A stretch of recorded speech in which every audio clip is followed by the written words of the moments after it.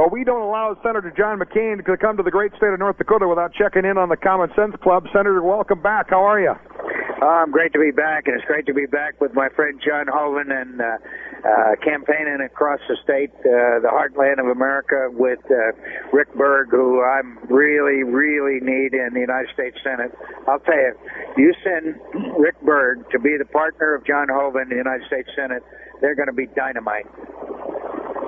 Well, Senator, talk a little bit about what your radar is telling you as far as these races. Everybody we've talked to said if there's going to be a Republican-controlled Senate, it's going to come through North Dakota. If Rick Berg is victorious on election night, which is looking more and more every day like he's going to be, do you have a Republican Senate? Do you retire Harry Reid as majority leader? Well, it would be... You are right, Scott. It's going to have to come through North Dakota, and I know that this is a close race. But you know, I think from my traveling with Senator John Hoeven around, it's pretty clear that the team of Berg and Hoeven, when he was governor and Rick was leader in the legislature, they did great things for the state of North Dakota. And we're trying to remind people of that, but also, we're trying to remind people that the first vote that Ms. Heidecamp would cast as a majority leader, Harry Reid. We haven't had a budget in the Senate for over 4 years. It's the least productive Senate since 1947, and she would be just part of that team, and then Obama would have another reliable vote, no matter what she says. She has got a lot of money from some interesting sources. Her top fund is from her trial lawyer group, who includes, by the way, an attorney that has made millions off of her appointment of him to a council position on the tax tobacco settlement dollars. Second biggest campaign donor is the Council for a Livable World, and she's had this arrangement where she's used their list to fundraise, so there's like an alliance between the two. And then third is another trial lawyer firm, and a bunch of groups have made their money suing for fracking. Now, she claims to say that means nothing, and look, Kent Conrad and Byron Dorgan took money from Council for a Livable World, too. Tell our listeners how Washington works. Are these people giving her money to disagree with them if she should get to Washington, D.C. as a senator? Well, I can assure you that the Council for a Livable World is the most extreme group that I know of, frankly, on an environment in Washington and any place in America. I don't think they are a charity organization. They invest their money where they think they're going to get paybacks when that member is in Congress. And when you do get money from these people, you make certain commitments to them.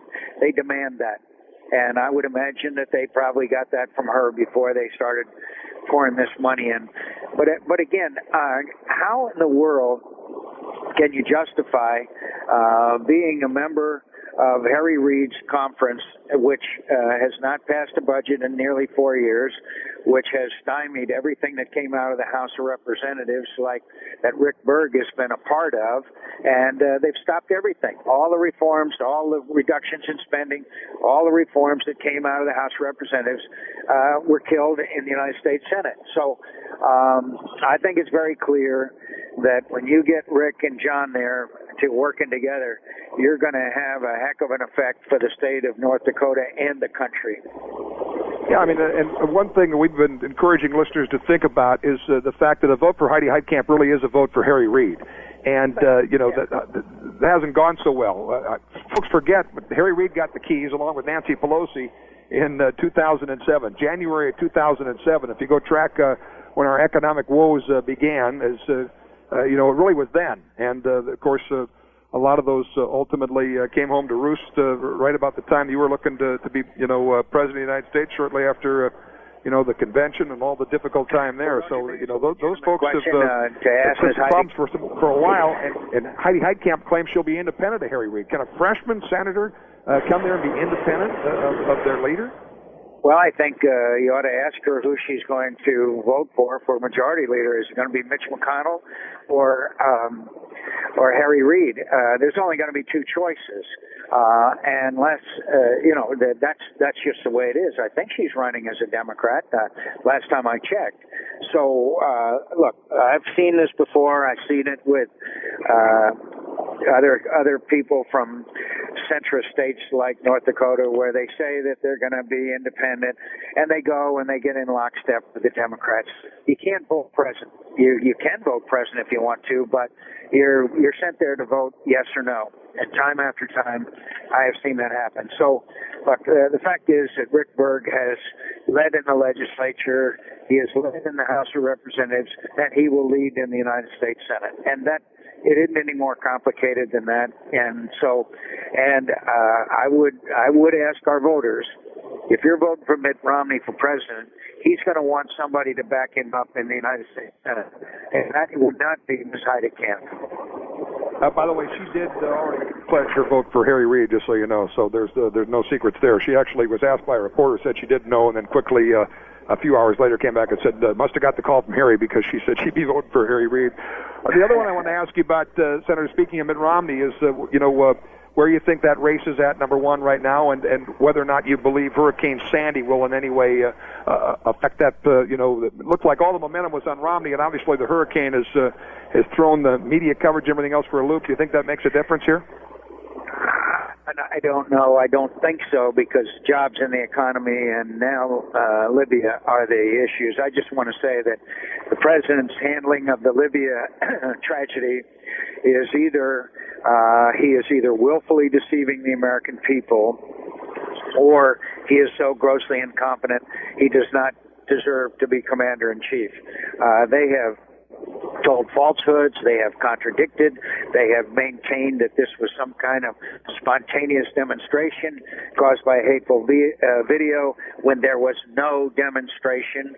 They have covered up, they have obfuscated, they ignored the warnings and the previous attacks on the facility, and we now know that there was a group in the Benghazi consulate that on August 15th has sent back dire warnings about the lack of security and the infiltration of Al-Qaeda into the Benghazi area. Obviously, all those warnings were ignored. And by the way, Scott, you know what kind of interesting thing?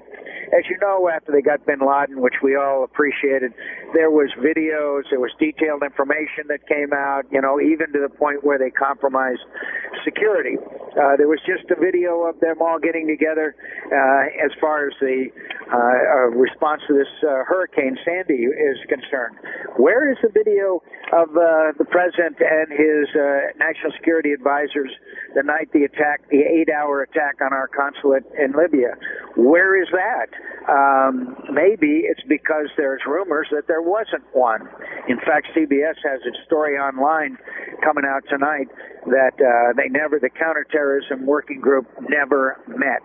And that is we know the president went to bed, and we know that he went to Las Vegas for a fundraiser, but where's a picture of him and his team supervising having to do with this crisis?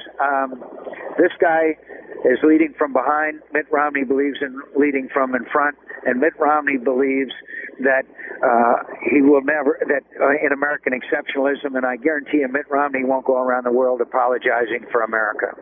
Now, Leon Panetta, Vice President Biden and the president met on his schedule about 5 o'clock, but within an hour of the attack beginning in Benghazi. We know that from his public schedule.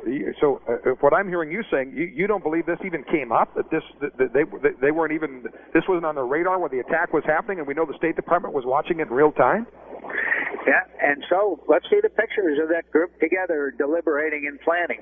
As I say, there's a CBS story out tonight that says that the counterterrorism working group which is supposed to be convened when there's an act of terror because it coordinates all the agencies of government, was never convened, and there are individuals that are on that team that are very, very unhappy about it. Look, it's a case. Why didn't we have forces that were readily available on September 11th of all days, after all the warnings, after the attacks on our consulate? Why weren't their forces ready to go in a moment's notice? Why didn't we respond? 2 of those brave Americans died in the last hour of this 8-hour fight.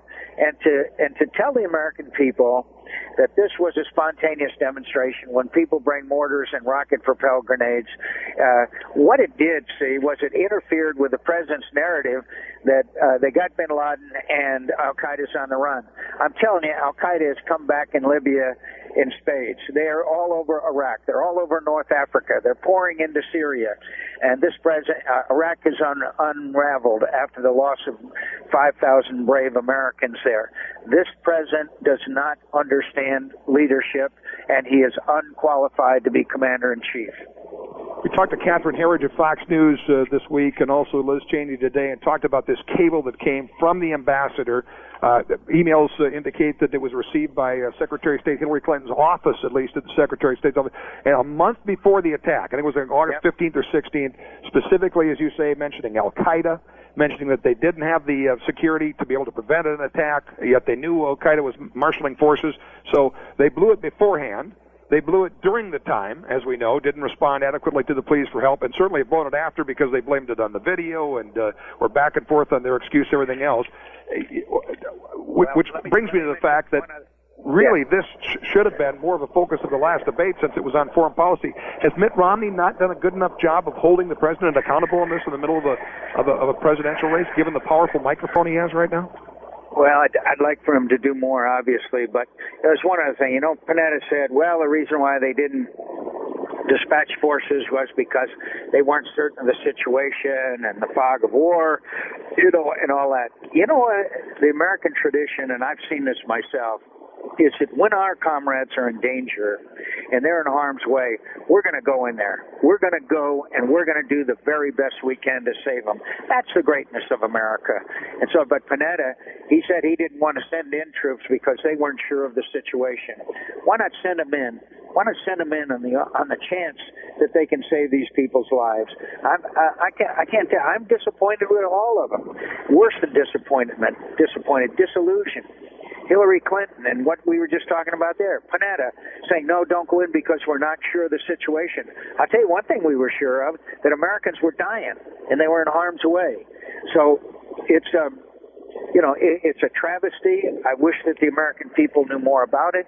And it has now been 7 weeks, and the President of the United States has not told the American people what happened in Benghazi. Does Benghazi change in any way, enough votes out there? You talk with a lot of folks on the campaign trail. Is this enough of an issue that ultimately votes change because of it? And if not, it's going to be because people don't know about it, which is why I wish Mitt Romney would take the opportunity and the huge bully pulpit he has right now to at least spend a little bit of time on this for the sake of these 4 Americans' families. I mean, it really seems to me that then everybody would have to cover it, wouldn't they? Well, you see the mainstream media, everybody but Fox, just ignoring it. I mean, it is. Do you remember the uproar over the Valerie Plame issue and the yellow cake? One of these veterans was talking to me, and I said, well, this could be as bad as Watergate. And he said, nobody died in Watergate. So all I can say is that a great responsibility rests with the mainstream media, which has generally ignored this. Fox has been the only ones who have been bringing forth all of this information. It's a centipede, and then the last shoe to drop was the one about an hour ago, and I guarantee you there will be more shoes to drop. Do you think it makes a difference in the outcome of this race? It should. I know that every veteran I've talked to is enraged. I'm hearing from veterans all over the country that say we can't trust Barack Obama to lead this country. I know they're very angry. I'm hearing from active duty military personnel who are disgusted. Not only this, but his total lack of leadership. So I don't know. And I know in Florida there's 1.6 million veterans, and I've been traveling across Florida, and they're mad as hell. I'm glad to hear that. A couple of the quick questions with our guest John McCain visiting today for Senator Rick Berg in a very important Senate race. Tying the hurricane tragedy together with the tragedy in Benghazi, isn't it amazing how the Democrats warn that Republicans are getting political, raising these questions about the Benghazi attack, and we should just be quiet until they run out the clock? Yet they are the first ones to be political with a natural disaster like Sandy, when it works to their advantage, claiming that we're against FEMA and Mitt Romney's only doing photo ops to gather, disaster relief efforts. Kind of an interesting double standard there with our friends on the left, isn't there? Yeah, but it's life, and it's in the DNA that that that our people are held to a very different standard. I have never heard a president of the United States on the record use an obscene word like BSer, the whole word. What was the reaction then? Nothing. Suppose that in the 2008, just suppose campaign, that I had said to a print media person, well, Barack Obama is a BSer, and used the full name. I'm telling you, can you imagine the avalanche that would have come down on me? There is a clear double standard. It's a reason why Mitt Romney did so well and the president did so badly in the first debate is the president had spent 4 years in a cocoon surrounded by an adoring media. Yeah, no question. By the way, that was an answer to a question from David Brinkley was talking about his kids. That was the thing that absolutely amazed me. Like you'd want to take that back to the kids. My gosh. Chris Christie's getting a fair amount of criticism for being a little too effusive in his praise of President Obama for the response in New Jersey. Do you join those that are concerned that Chris Christie was being a little, layering it on a little too thick for President Obama? I don't know. I've been campaigning so much. I'm here in North Dakota. I was in Montana. I was in Ohio before that, and I was in Wisconsin. So I really haven't paid as much attention to it. I think that the president deserves credit for doing his job, but for 4 days, as opposed to 4 years of what we've gone from a 10 to 16 trillion dollar debt, I think is not too critical. And I think voters are really making this decision not on the hurricane, but on what they feel that the next 4 years could lead them to, given the record of the last 4 years. So I guess I don't know, Scott. We'll have to figure it out. Here's another little piece of news. Mayor Mike Bloomberg of New York City today endorsed Barack Obama because he believes Hurricane Sandy has been caused by global warming, and Obama would be the best to handle addressing that situation. What's your reaction to that? Well, all I can say is that I hope Mr. Bloomberg succeeds in making sure that people aren't allowed to drink big gulps there in Manhattan, and good luck with all of his other efforts. I frankly don't think that any voter in Iowa or New Hampshire or Ohio or most any of these other battleground states are going to have their vote affected by Mayor Bloomberg. Final question, what do you think of the Unmanned Aerial Systems simulator training facility and operation at the University of North Dakota today? What they've done at the University of North Dakota, beginning with John Odegaard years ago, they've turned that facility at the University of North Dakota into a first-class, world-class training that people come from all over the world to take training there. It's an amazing success story, and of course, the reason is because the outstanding people they have there at the University of North Dakota. I was there some 15 years ago, and I'm telling you, it is a remarkable achievement, and I think everybody in the state of North Dakota can be proud. Senator, good to talk to you. Keep plugging so we get that Senate back, all right? Thanks, Scott. Always good to talk to you again. Bye. Take care.